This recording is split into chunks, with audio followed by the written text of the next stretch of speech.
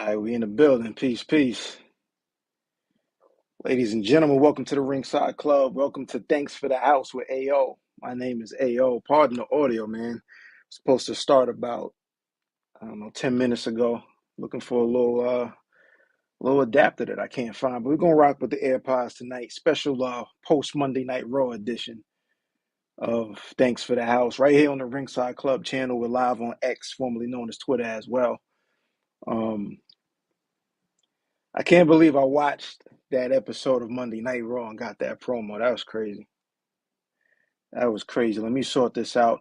But while we're getting everything ready, I want to let everybody know that for starters, you can follow the Ringside Club. Check everything the Ringside Club has going on at theringsideclub.com. Peace to the other three members of the RSC. That's Ron, peace to Chad Law, peace to Blaine Boogie. We're live every Thursday night on X and Twitter and YouTube and things of that nature. The podcasts are available everywhere: Spotify, Apple Podcasts, and everywhere else you get your podcasts. But good Lord, I can't believe, man, like, that was pretty whack. I'm not even gonna hold you. That was pretty whack. That was whack because it was a lot of cap. There was a lot of I'm home talk. I don't want to say in effort to not sound like a hater. I just wasn't feeling it. But if you were, let me know.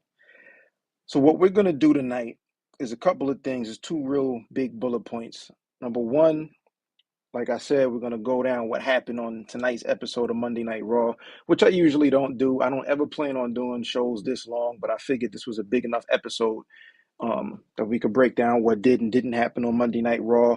Were we surprised? Were we shocked? Did we like what we saw? What's the deal? So there'd be a little bit of that, and then as soon as I get off this stream, basically right around midnight, so 45 minutes from right now. No Flows Barred, that project that I worked on. Shouts to Blaine Boogie on the artwork. Shouts to uh shouts to the good guys, Rich Latta, Grand from Public Enemies, and of course, Heartbreak Julio. All guest starred on that project. Um, Basically midnight tonight, as soon as we get off this stream, that project is going to be available everywhere: Spotify, Apple Music, Tidal, wherever you get your music and listen to them. So we are going to talk about Raw. I'm gonna pull up my slides. I was taking notes, man. I was hyped for this episode. It was all right. It was a Monday Night Raw. The good Sir Phil Lindsay from Grapsity. He was a guest on the Ringside Club. I don't know, a few months ago, maybe sometime over the summer. If my memory serves me correctly. We were talking about Raw, and I was like, man, like Raw is cool, but for me, it's like it's my least favorite weekly TV wrestling show because no matter how good it actually is, it's really, really tough to get into when you consider that it's 3 hours. And I think that's what this episode suffered from a little bit, in my opinion. Like, there was so much anticipation from, coming out of Survivor Series, coming out of War Games this past weekend about what's CM Punk gonna do, what's he gonna say, what's the interaction gonna look like between, him and Seth Rollins, what's happening, what's happening. And Randy Orton is back. And I think we started out pretty good for the first hour, maybe hour and a half. And there were moments here and there, and there were things that I like. And of course, I'll bring it up and we'll talk about it. But, just in general, man, like 3 hours is rough. And for somebody that doesn't consistently watch Monday Night Raw, 3 hours is really, really rough to get to the promo that we actually got to. So it is what it is. Um, I'm gonna run through Raw. I took some notes. We started out, they got a new theme song for Monday Night Raw, so that's what's up. They were in Nashville tonight. Decent crowd. They were hot at some moments, but for the most part, they were kind of just chilling. Randy Orton comes out. Randy Orton has been out for a year and some change, year and a half, let's say, and he had double back fusion surgery, which is insane. But for somebody that has been in WWE since he was a kid, really, and he's been moving, he's been rocking. To see Randy Orton come back and get the love he's in amazing shape, by the way. Like, he's on that Ica Pro. You know what I mean? Like the old school WWF Federation days, 1993 WWF Superstar Saturday morning Ica Pro. He's on that program. he's been in amazing shape his entire career, and this is the best shape that he's been in. Like from the size of his arms, his neck, like he's in incredible shape. You know what I mean? So, um, shouts to Randy Orton for starters for coming back in the condition that he's in. He looks like $1 million. You know what I mean? He looks like $1 million. Like there's a lot of people that I've seen on podcasters that I've seen. They're like, I want to see any wrestler that you think is dope. Let's just see them stand in the same ring with Randy Orton. And that's why. When he came out during War Games, matter of fact, and he had a little face off with Drew McIntyre, you see how brolic Drew McIntyre is. Randy Orton is about as big as Drew McIntyre now, and he's never been able to say that. You know what I mean? So, whatever work he was doing while he was getting himself prepared and ready to come back to the E, kudos to him. Whatever his whatever his program was, shouts to Ica Pro. But this is what we were advertised. We were advertised these two gentlemen right here, CM Punk, Randy Orton, making their return to Monday Night Raw, among other things going on. But these were the big bullet points. These were the two returns. One was advertised. As advertised, Randy Orton showed up. And the other one, nobody saw coming. Nobody knew that CM Punk would be returning to WWE in the first place, let alone at Survivor Series this past week. So Randy Orton comes out. He basically says he has unfinished business. He has a receipt for every single member of the bloodline, which comes into play a little bit later on with his interaction with Jey Uso backstage. You saw there was a little bit of tension during War Games. There was a little bit of tension, and backstage, Jey Uso was a little unsure of exactly where Randy's head was. How do I feel about what's the relationship between us two right now? Like, I want to come in peace. I just want to make sure that you receive me in peace the same way that Cody and everybody else on Monday Night Raw. And Orton basically said, look, it's all good. If you're not a member of the bloodline, it's all good. No worries. It's all good. So they pieced it up.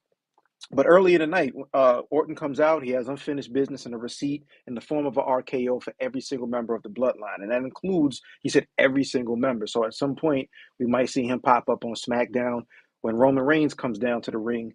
And maybe there's an interaction between the Viper and the Tribal Chief. We'll see. But Rhea comes out and she says, you're worried about the wrong crew. You're worried about the bloodline when you should be worried about the Judgment Day because the bloodline is pretty much wrapped up.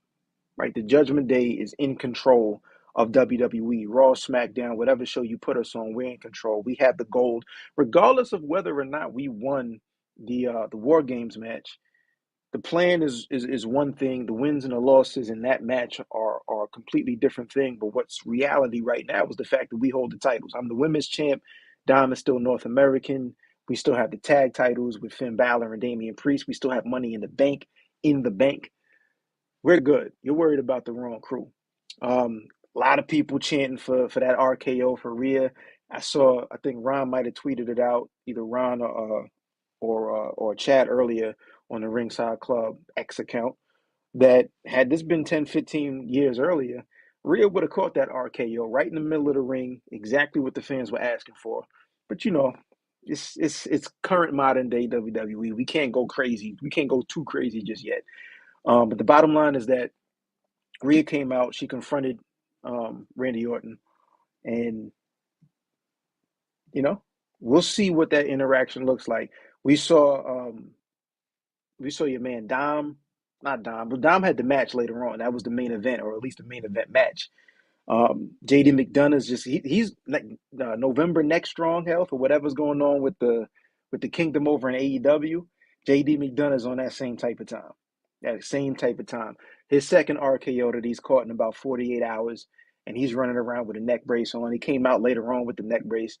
But Randy Orton is just basically putting everybody on notice. He said he wanted a match later on with Dom Mysterio. Obviously, he took that win. That was an entertaining match.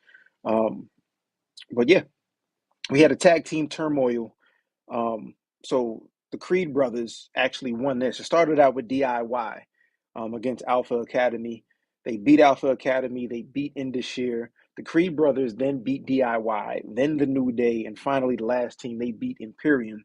So those are the two. That's the number one contender right now for the tag team championship uh, for Finn Balor and Damian Priest for their tag team titles. It's looking like the Creed brothers are impressive as hell. You know, again, like admittedly, I wasn't like a regular watcher of NXT, especially after that 2.0 brand. I tap in here and there. But the reality is that the Creed brothers are impressive. The Creed brothers are very entertaining. Um, I see a lot of people compare them to the Steiners, or at least the potential of being, like what the Steiners were doing back in the day. That amateur wrestling mixed with, just a lot of suplexes. I just love what they do. Like they're entertaining to watch, and they're a tag team that I can see. Like, all right, if I see the Creed brothers coming up, I might tap into that. So I don't think they announced exactly when this title match is going to take place, but the bottom line is that they have the number one contendership locked up, and a match against the Judgment Day is going to be pretty entertaining. So that's what's going on in the tag team division. We had Cody Rhodes come out. Um, Still sounds like he's getting like the biggest pops. You know that that theme song is hitting. Seth got a big pop tonight. Obviously, Punk, Randy Orton, they all got big pops. But Cody Rhodes came out and he wanted to thank his teammates um, for sticking with him, for being there for him at War Games, specifically Randy Orton, because he cites Randy Orton as a mentor, somebody that helped him very, very early on in his career. So he came out, he thanked his teammates, and then he welcomed CM Punk back. He mentioned CM Punk's name, and he kept it peace. He said, I welcome CM Punk back. Welcome back, CM Punk. And he says, I have an announcement. I'm not worried about Punk because I have an announcement. And my announcement is that I am declaring. I talked to Pierce, I talked to the powers that be, and I'm announcing right here, right now, that I am the number one the number one entry in the 2024 Royal Rumble, right? I'm here to finish that story, basically. Everybody's like, gotta finish the story, gotta finish the story. How is Cody Rhodes gonna make his way back to Roman Reigns and get his shot and earn his shot at that title, at the undisputed championship? Well, it looks like that path is very, very clear because he's the first person that's already declared. We're still in November. We got a couple of days left in November, but he's the first guy that's been officially introduced as one of the entries for the Royal Rumble. Then we see Shinsuke Nakamura, who again, I've been loving what they've been doing with Shinsuke Nakamura ever since his feud with Seth Rollins. Um, with the vignettes, the videos with the subtitles, those have been really dope. The return to just a bit of a sinister attitude and a commitment to the violence and the intensity that we know Shinsuke Nakamura really has buried deep inside. This is the best that they've consistently used Shinsuke Nakamura. I can't say since he's been in NXT because even then, like he had that one amazing match. I think it was Sami Zayn, his first match, and there were flashes, but maybe you can say since NXT, but definitely since he's been on the roster on either Raw or SmackDown, it's been hit or miss. It's almost been on autopilot. Even when he's been a heel, he had the feud with AJ Styles over the world title after he won the Rumble and all that. And that feud ended up being built around like a low blow, just a bunch of low blows. Every time he saw AJ Styles, he was hitting him a little belt. Pause. This is the best, and I'd love to see Shinsuke Nakamura pick up a big victory or two. Traditionally, if you know WWE, there's been a lot of times where they've had heels win the world championship right around now, right around the winter time, Survivor Series time, hold it down through through the next couple of months till we get to the Rumble. They make it past the Rumble, and they end up dropping that title at the upcoming WrestleMania. So he's not in that title picture right now, but it would be really, really dope, especially going into the Royal Rumble, to just have Shinsuke Nakamura. Maybe he picks up a win. Look, Cody Rhodes can lose this match, right? If they have a one-on-one match at whatever the next pay-per-view is, or even a big match on Monday Night Raw, he can lose the match, and then you just keep that in the back of your mind for when let's say let's play this all the way out and say that Cody Rhodes wins the Rumble and then he beats Roman Reigns. Now you have Shinsuke Nakamura as a credible challenger immediately because he took that win against Cody Rhodes before all of the rest of this the title wins and the Rumble wins and all that went down. But let's see. we'll see exactly what it is that they do, what direction they want to go in. But the bottom line is that I'm here for whatever they've been doing with Shinsuke Nakamura. Just keep doing that. I didn't even realize my banner wasn't on, man. Let me put this up. There you go. No Flows Barred at midnight, available everywhere: Spotify, Apple Music, Tidal, things of that nature. But anyway, let's get back to it. We have Bronson Reed versus Ivar. A lot of big meaty men slapping meat, that type of deal. It was a double count. Now they were wilding. They left the ring. They went out into the crowd, and they brawled all through the audience. I'd love to see them run it back. This could be another pay-per-view match. You know what I mean? This would be another interesting situation if the two of them see each other in the Rumble, because I would figure that both of these guys are going to make it to the Rumble. So if we see Bronson Reed and Ivar, interact over the next, month and a half or whatever before we get to the Rumble, I I'm again a big, big, big fan of Bronson Reed. I love Ivar too, and we've only seen, not only seen, but we've mostly seen him in a tag team situation as far as the Viking Raiders or the War Raiders or whatever.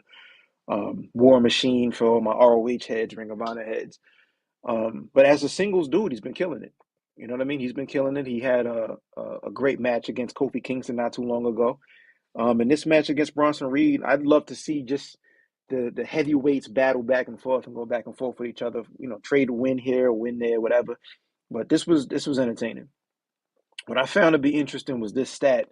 They said they announced that CM Punk's video about his return is the most viewed video in WWE social media history. Over 71 million views across all of their platforms. That's a hell of a number. You know, there are people that have always questioned whether or not CM Punk is like a legit draw, and I don't get it because like you see the amount of people that are in, back in AEW, back during his first run with WWE. You hear the crowd response. You see the amount of people that are in the crowd wearing his merchandise. You know, this is another example of, he does numbers, whether you like or dislike what he brings to the table. He's going to start a conversation. You're going to comment about something that CM Punk said or did, much like we're doing right here, and you're going to react, and so are a lot of other people. So this was an interesting stat: 71 million views and counting across all social media platforms. That's a big number. Anything that breaks any record that WWE holds as far as what their content does, that's impressive. You know what I mean? So that's what that is.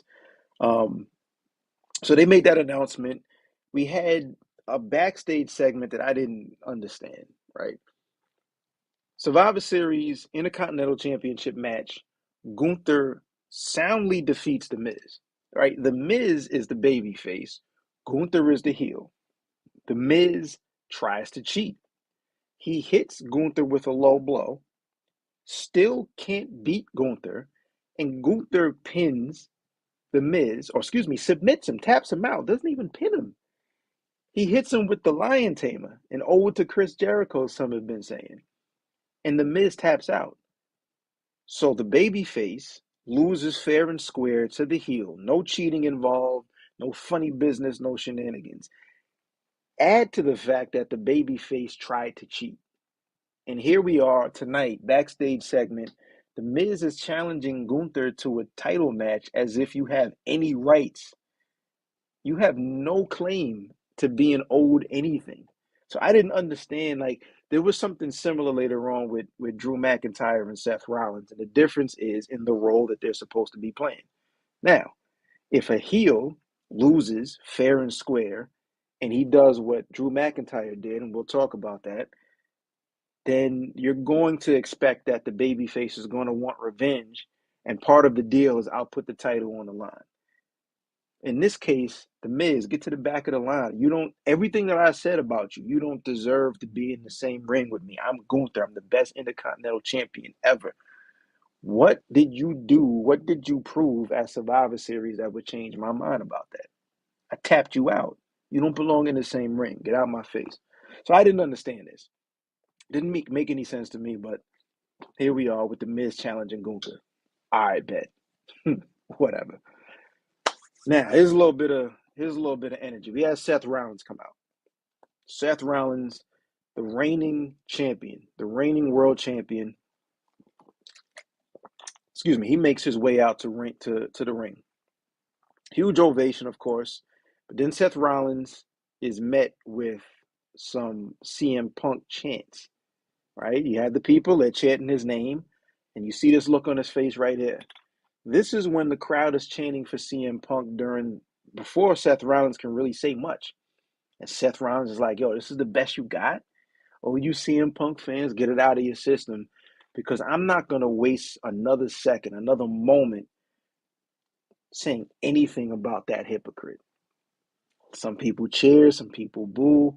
But Seth Rollins is basically saying, we saw what type of time Seth Rollins was on after the War Games match when CM Punk comes out to the ring and he steals the spotlight from that entire team, which Seth Rollins was a part of. Even though they won the match, people left that arena primarily talking about Punk, even more so than Randy Orton, obviously. And we saw in different interviews and different clips that Seth Rollins does not like CM Punk. I don't bang with you, bro. You know what I mean? And if you want to take it off kayfabe for a minute, Seth Rollins is a professional. He's going to do business. Part of the reason that CM Punk isn't in AEW right now is because people that he had a squabble with, right? People that he had a little bit of fisticuffs backstage. We all know the story, brawl out, right? We weren't there for that. We saw the scrum though. We saw him name stupid EVPs that couldn't manage a target. We saw him name Hangman Page. Kenny Omega is part of that crew. Whatever their differences were, leadership, namely Tony Khan and everybody else serving AEW, couldn't get all of these guys on the same page to make sure that we could make some bread, right? There was money to be made with Punk versus Omega. There was money to be made with Punk and whoever against the Young Bucks, or a CMFTR match against the Elite, or against the Hunk Bucks, or that rematch with Hangman Page. It never happened. The thing about Seth Rollins, by all accounts, everybody that would be in the know and everybody that's been, that has a reputable podcast or a show or their media source or whatever the case, even with Busted Open, I was listening to Busted Open earlier this morning. Seth Rollins is a professional. So whether or not that comes from a real place, which I assume it does, you got to assume for starters that everybody in that ring knew what was going to go down. They knew that Punk was going to make his appearance.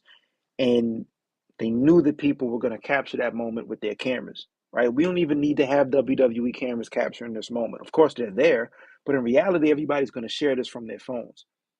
But Rollins was working, but it's coming from a real place. So whether I like you or not, there's money to be made. This is the business that both of us signed up for. I'm going to do business. Doesn't mean that I like you.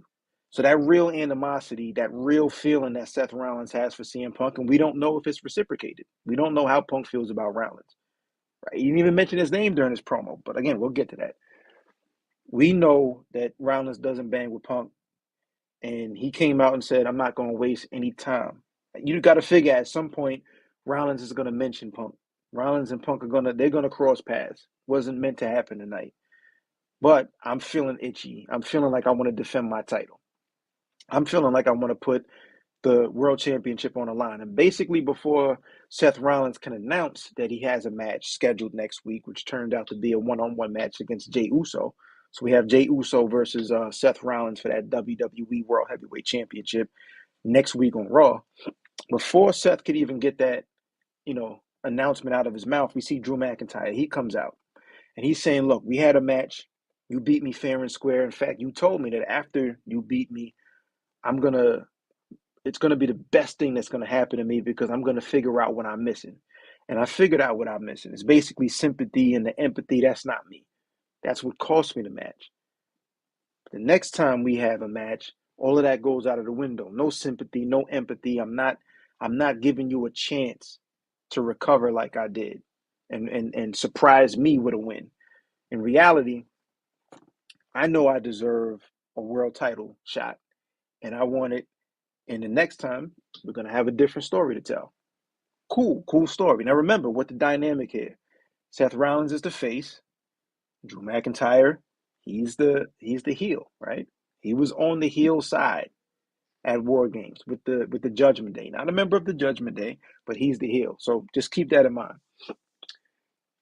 Seth Rollins says, look, yeah, you do deserve a title shot. I believe you deserve a title shot, but I believe that there are other people that deserve title shots more than you. That didn't sit well with Drew McIntyre, right? Out of curiosity, who is going to be in the match that you said you're going to have next Monday? That's when he mentions Jey Uso, and that sends Drew McIntyre. He headbutts Seth Rollins, Glasgow kiss, right? He actually caught the title. He caught the title because Seth was holding the championship on the shoulder, and Drew McIntyre hit him with the headbutt. He hit the title actually, so that's what busted him open. That little bit of blood came from the title. But now we see that Drew McIntyre is, so this is the difference from what I was saying earlier with the Miz and um and Gunther. As the heel, Drew McIntyre feels he's deserved a title opportunity, even though he already lost. Seth Rollins says, "Nah, I'm going in a different direction." But Drew McIntyre, he sneaks one in, right? He basically, sucker punches or sucker headbutts Seth Rollins, and that's the reason why Seth is going to grant him that title shot, right? Let's assume that Seth makes it past Jey Uso and he defends his title successfully. What happens next is Drew McIntyre has a shot with Seth Rollins because Seth Rollins wants to grant him that title shot because you snuck me. That makes sense, right? That's what I'm saying. A little bit of storytelling, a little bit of logical storytelling never hurt anybody. So that's what happens basically. Drew McIntyre, uh, somebody came out. Somebody made the save. Oh, it was Jey Uso. Jey Uso makes the save.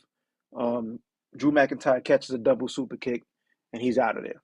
Cut the commercial. When we get back, Sami Zayn is backstage, and he's trying to talk some sense into Drew. He's basically saying that you're better than that. You know what I mean? Everything that you're saying you're old, all of the opportunities you're saying you're old, all of the things you think you've been through, and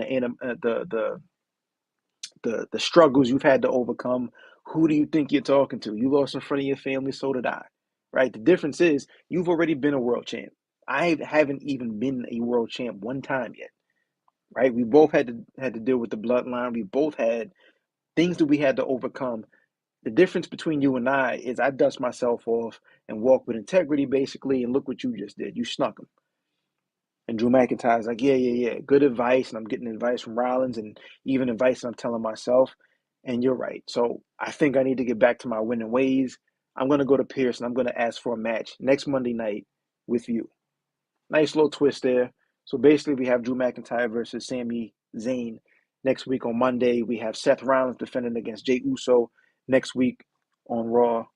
Cool. We have Randy Orton and Jey Uso, like I mentioned earlier. They clear the air as long as you're out of the bloodline. We're good, says Randy Orton. Bet. And now Randy Orton, this is when he's getting ready for his match with Dom Mysterio. No need to really talk too much about this. We saw Jelly Roll get involved. He snuffed JD McDonough at ringside. Randy Orton, Dom Mysterio. Randy obviously gets the win. RKO. Done deal. Here's the moment that we've all been waiting for, right?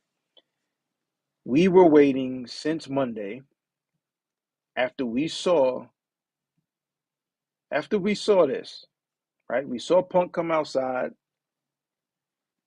right after the match, right after the Elimination Chamber. Excuse me, not the Elimination Chamber. Right after the War Games match ended, a little graphic goes up. We hear the CM Punk, the Cult of Personality music by Living Color, which, by the way, I think I knew ahead of time that so this is obviously the cover for the theme. This is a new release. So Living Color re-released like a mastered version of Cult of Personality the week before, the week leading up to, I think maybe the Friday before War Games. So this was like, if anybody knows, like this, there was no real reason for this to happen other than we need a remastered version because some shit's about to go down. And if you look at the cover, you got people, the Twitter detectives. They were putting together the fact that there's two stars on the two eyes in living and all of that. So that was like the biggest clue for me because I'm tuned into how the music industry works, obviously. But anyway, everybody, as soon as we saw this picture and we saw the comeback, we're looking forward to what is CM Punk going to say on Monday Night Raw, right? Monday Night Raw can't come here fast enough. I tweeted out a couple of times on Threads also. on the Ringside Club threads. I haven't looked forward to a Monday Night Raw this much, maybe ever, but if ever before, probably not in a very, very long time. Because what the hell is Punk gonna actually say after being away for 10 years? And we all saw how everything ended in AEW. It ended twice, basically, right? Brawl out. We thought it was over at that point. And then he comes back and he's here for a little bit and they start a brand new show, Collision. What is CM Punk going to say? I'm home. Stop the cat, bro. That was amazing. This was like this if PG Punk was ever more appropriate, I didn't see it. I don't think there was ever a time where the name that MJF gave Punk, PG Punk, was ever more appropriate than this promo. This just honestly, I got the vibes of this is what I'm supposed to say because fuck it, here we are. You know what I mean? I didn't buy it. The difference between this promo and the promo that he cut when he came back at the first dance United Center, sold the United Center out on a rumor. We all know how that went. Best kept secret, by the way, was CM Punk coming back because nobody knew this was happening. Worst kept secret was the United Center, right? Nice little juxtaposition there. I'm home is what he's saying. The difference between those two promos is like it felt way more legit and real and honest. Um, Peace of Chad Law in the comments, by the way. Peace of the God. Hey man, if you want to, hop on a stream, I threw it in the chat. I mean, um, that felt so much more authentic and real and honest and from the heart than this one did. This just felt like this is what I'm supposed to say because here I am. And then I start thinking like this feels like Punk just wanted to do something and catch a bag. You know what I mean? Like what has really like yes, this is a different company, right? Endeavor bought it. Vince McMahon, for all intents and purposes, isn't in power anymore. Cool, I get it. CM Punk standing next to Triple H, cool. I'm all for doing business. I get it. But there could have been some. I'm not saying I wouldn't. I was cool with him not even throwing a shot to the AEW. Cool. I'm cool with WWE doing WWE things and AEW doing AEW things, and let's just not mention each other at all. Like it's been beaten to death. We don't really need to see that anymore. But in reality, can a brief history of CM Punk? All right, cool. Peace to Jeff Brumet. Hope I pronounced your last name correctly. The brief history of CM Punk is this. Somewhere around 2013, 2014, like Punk was basically, through his own admission, he was burnt out, right? He was burned out. He was in WWE. His last official match was the Royal Rumble. And basically right after that, he went backstage on the following Raw. He didn't like the creative direction. He felt like he was sick. There were all kinds of, I think, MRSA infections and just undiagnosed illnesses. There was a huge lawsuit that he had against the WWE and their medical staff specifically for this reason. He basically felt as though there was negligence from their medical staff, and he quit. He essentially walked out. Um, he didn't his contract wasn't immediately terminated, right? He walked out of Monday Night Raw. He wasn't officially let go from the company until he received his release papers on his wedding day. He had that notorious podcast with Colt Cabana, his former best friend, which brought about all kinds of other lawsuits, and that's what led to the falling out between the two of them. But there were two podcasts on Colt Cabana's Art of Wrestling podcast where he ran down all of his grievances and shit on everybody he had an issue with in WWE. The guy in this picture, Triple H, is one of those guys. Vince McMahon is another one of those guys. Um, Ryback caught it a little bit, and then he was away from wrestling outside of that WWE on Fox, talk show with Renee Paquette. He was away from wrestling until he made his comeback with AEW, and when he got to AEW, that felt like the environment. Like we knew based on everything that he said throughout the years that he hated AEW. In that promo, why would I go back to the place that made me sick in the first place? And people believed all of that. And the difference between what he said then and the spirit of AEW, as far as like the little engine that could, and the indies rising up to be a major, and anti big business, anti corporate, anti WWE, which is what they built their foundation on, or at least part of what they built their foundation on. It's the same DNA that was in CM Punk and endeared CM Punk, that whole voice of the voiceless lane that he filled so well, kind of built on the same thing. Nothing that he said tonight felt sincere, in my opinion. You could disagree. Whoever's watching and whoever's listening once this podcast is released in audio form, you could absolutely disagree. I was expecting some venom. Like, it would have been cool, even if you don't want to verbatim mention anybody, or maybe you legally can't mention anybody in AEW. Come out with that same bag, right? I heard somebody say he comes out with the same bag. If you recall, when he came back to Collision on the first episode of Collision, and he had the bag, and it was the old title, right? That he ended up spray painting that X through it. Come out with that bag. You don't have to open it. You don't have to take the AEW championship out of that, but just leave the bag at the top of the stage and then walk to the ring. Like, just do some things that are going to get people talking. And where's the energy? Where's that venom? Where's the bite? Where's the CM Punk promo that I thought you were going to cut tonight? He came out. He didn't even mention Seth. He could have mentioned, hey, I noticed some people have a problem with me, like Seth Rollins. Hey, Seth, if you want to X, Y, and Z, we can get busy whenever you want to. Whatever. This was just boring, right? 2 hours and 50 minutes of Monday Night Raw to get to a boring ass CM Punk promo. This is why I don't really tap into Raw like that. I watch the highlights, so kind of keep up with what's going on, because I got a podcast. I got three other people that may want to talk about something that happened on Raw. But man, I think the excitement, to me, this was a letdown. The excitement that was coming out of uh, Survivor Series War Games, to get to this, wet fart, wasn't feeling it. I ain't gonna beat it to death. Um, so that was Monday Night Raw. That's what that was. Couple more things that I want to highlight. Let's take it over to AEW. Right? They have the this past weekend we had a couple of dope episodes. Rampage and Collision were back to back, so it ended up, speaking of 3 hour shows, right? That was pretty dope, right? I was actually in Pep Boys. I was getting my car worked on while one of these shows, Collision, was on. But the Continental Classic is pretty dope. So here's the updated table. Jon Moxley won his match, so he has 3 points. Swerve Strickland won his match, 3 points. And Jay White, 3 points. So that's in the Gold League. Those are the matches that take place on Dynamite. And then in the Blue League, which are the matches that take place on Collision, Brody King, I think that might have been the first upset of the Continental Classic. He beat Eddie Kingston, so he has his 3 points. And then Claudio Castagnoli beat Daniel Garcia. The only two that haven't had a match yet, Bryan Danielson and Andrade El Idolo. So the two of them haven't had their match yet. These are the matches coming up in the Gold League this Wednesday. We have Mark Briscoe versus Roosh, and we have Jay White versus Swerve Strickland, and then we have Jon Moxley versus Jay Lethal.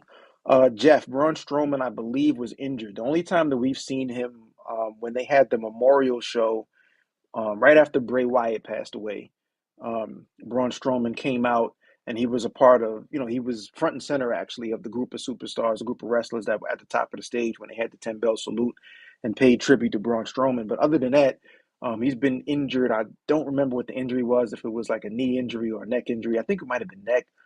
I don't know if there's a timetable. I'm assuming if he does come back, it'll probably be at the Rumble if he's ready. But Braun Strowman hasn't been on TV in quite some time because he's been injured. Um, AEW, so yeah, Continental Classic, Jon Moxley versus Jay Lethal. No doubt, bro. Appreciate you for watching. Thank you for watching.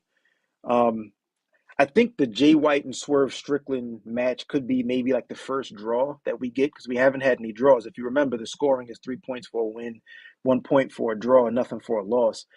Jay White and Swerve Strickland are two guys that have momentum right now.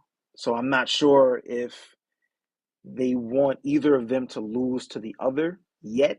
You know what I mean? Like I don't know if either of these guys lose this match. I think this might be the first draw. Mark Briscoe versus Roosh is another tough one to pick. I think I might go with Roosh. I don't know. Maybe I go with Mark, like the emotional sympathetic pick is always going to be like, I think Mark Briscoe is an eternal baby face. It's so hard for anybody to root against Mark Briscoe just because he's as good as he is, let alone what his family has been through over the last year and change. But then Roosh is also another guy that's going to come up. John Moxley's beating Jay Lethal. I think that's the easiest one to pick out of these three matches, but we'll see what happens um, on Dynamite. So closing this episode of Thanks for the House out again, the Ringside Club. We are live every single Thursday in just about 7 minutes. Right now it's 11:53 my time, Eastern time. This project again, No Flows Bar that I've been able to work on. Again, my fellow co-host Blaine Boogie, he did the artwork. Heartbreak Julio of the Almanac Show, a dope pro wrestling podcast. Check that show out. Heartbreak Julio is on track number one, signature move. Track number two, Graham of Public Enemies podcast, another pro wrestling podcast. Dope fellas, shouts to them. He's on track number two, which is called Outside, aka the Montez. And then track number three, featuring my man Rich Latta from One Nation Radio, another dope podcast. All of these are rap artists like myself, writers like myself that have pro wrestling podcasts. We're in the culture for real. So that intersection of rap and pro wrestling. So check this project out. Rich Latta is on the third record, which is called I forgot the name of the damn song. It's my song. I forgot it, but it's a lot going on. But he's on track number three. It's called Understand Me. Um, but No Flows Barred is available everywhere in about 6 minutes. Spotify, Apple Music, Tidal, Amazon Music, YouTube Music, wherever you listen to music, this is going to be available. If you want to check out the full collection, the No Flows Bar collection, there's merch. So there's some t-shirts and then there's some hoodies that's available at pardonmyfresh.com, and just click, you scroll down, you click the No Flows Bar collection. But yeah, man, I appreciate everybody for tuning into this show. This is the fourth episode of this, but we're over 63, 64, 65 episodes of the Ringside Club flagship show. I believe we're at 99. Maybe we've hit that 100 subscribers on our YouTube page. So shouts to the fellas. Thank everybody for tuning in. Peace to Jeff for leaving those comments. Chad Law, what up? 5 minutes. Go and look. No Flows Barred. All DSP, Spotify, Apple Music. Check that out. Subscribe to this page. Subscribe to our social media. My name is AO. This has been Thanks for the House. Thank you for watching. I'll catch all of y'all hopefully talking about this project and what your favorite song is. Hit the ringsideclub.com. We're going to be live on Thursday. And this Friday, we're going to be, all four of us actually, are going to be at House of Glory Wrestling. Speaking of Swerve, man, Swerve Strickland, I think, is facing Speedball Mike Bailey. Mike Santana of Ortiz and Santana and Ortiz, Proud and Powerful. He is challenging Matt Cardona for the House of Glory Heavyweight Championship, right? So the entire Ringside Club, all four of us. Hey, Jeff, thanks for the subscription. I appreciate that, man. Um, all four of us are going to be at House of Glory in Jamaica, Queens this Friday. So, yeah, thanks for everybody for tuning in. Check this project, No Flows Barred, out if you like a little bit of rap, man. I'm actually really good, just kind of humble, so I don't want to brag too much. But check this out. Everything's produced by me. Shouts to everybody that participated in this project, everybody checking out this podcast. Catch y'all in a couple days, man. Peace.